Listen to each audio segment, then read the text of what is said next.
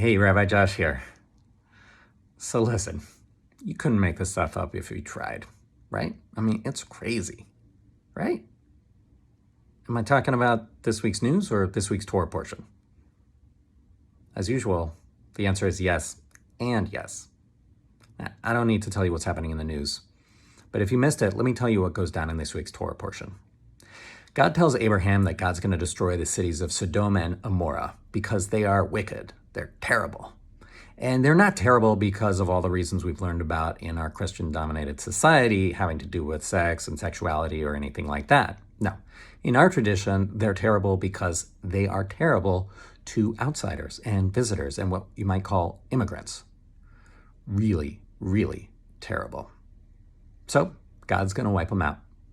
But Abraham is a righteous dude. So Abraham says to God, well, okay, but if there are 50 righteous people in those cities, you're going to wipe them out anyways with the 50? And God says, no, I won't do that.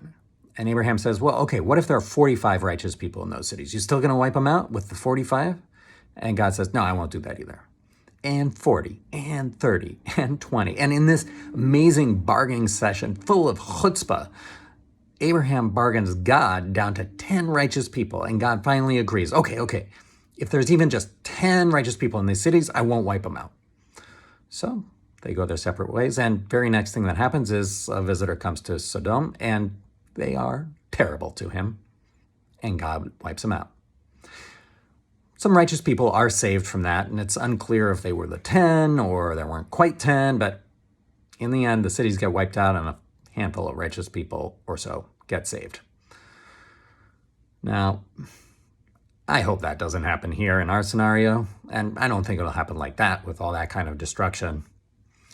But I gotta say, the parallels are striking. Now, I'm not gonna tie this up with a neat bow for you. That's not how history works. That's not how the world works. That's not how Torah works either. But the parallels are, well, they get you thinking. You've got these life or death consequences. You've got fateful decisions.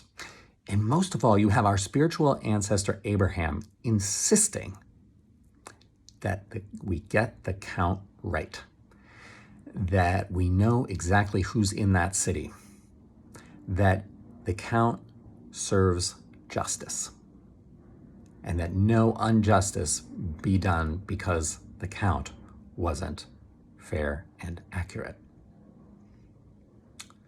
May we get this count right.